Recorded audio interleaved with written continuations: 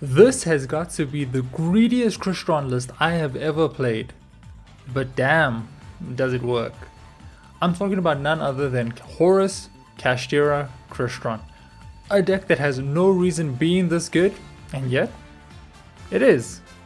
Now, a lot of you might be asking, why would anyone run both of these engines in their Crystron deck, and, well, what makes it good? Well, if you're asking me, the reason why I picked it up is, well, because I own both engines and didn't want either of them to go to waste. I know, shallow, right? But then if you ask the community, well, they kinda had the same thing to say. But that aside, the reason to play it is perhaps because it allows you to laugh at Lancia. If your opponent shotguns the Silver Bullet, you still end on Fenrir, Infinity, and Photon Lord, which is pretty nuts. Similarly, the deck plays through Charmies pretty well by allowing you to pivot between engines as needed. More importantly, the different engines have a good matchup against some of the meta's top contenders. Horus plays well into Mitsurugi boards and gives you some play through Featherstorm. The Kashtira cards punish Ryzeal and decks that have limited monsters in the extra deck. And lastly, Crystron plays through hand traps better than most decks, which makes it a decent counter to Fiendsmith variants. So with that out of the way, let's take a look at the list before I show you what the deck can do. Okay, so by now you probably know what these cards do, so I'm mainly going to be talking about some of the stuff that seems a bit strange. Firstly, to keep the deck as close to 40 as possible, I am running a conservative amount of Horus, Kashtira, and Crystrons. Only one Unicorn, 2 Horus names, and no Sitri or Turtle. No Sitri might be surprising considering that you need to go into Quarry and Yandrax to banish 3, but the card is also a bit bricky, especially when played in a deck that is already running Birth and Happy, which don't really do anything on their own either. It's for this reason that I am running Crocker Dragon instead of Yandrax as my 9 of choice. It also pairs well with Kashtira monsters in corner situations. For example, if all you have is a Unicorn and a Thestaros, you sink into Croco, draw 1 and then use the Grave effect after Thestaros to pop the Croco to summon 2 from deck, and well, you know where things go from there. In terms of non-engine, you only have the space for 12 at 40. I suppose you could count the Imseti and Fenrir as non-engine too, but they aren't really as impactful as things like Droll, Nib, and Charmy. That aside, let's jump into the replays so I can show you what it can actually do.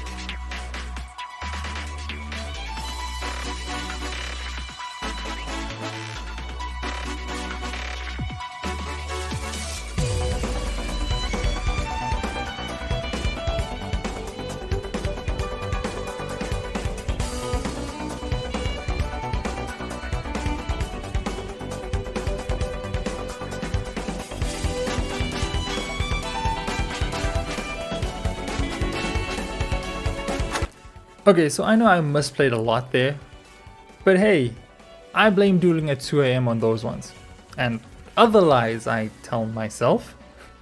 That aside, the deck is pretty damn good. Its strength resides in being able to play low to the ground if you get hand trapped to shit, and being surprisingly good at breaking boards. I know I basically just described Horus Kashtira, but the Crystrons add several negates which the deck was otherwise starved of. It got a lot of OTK potential and doesn't really lose to any silver bullets, except maybe Droll in clunky hands. It does miss Citri,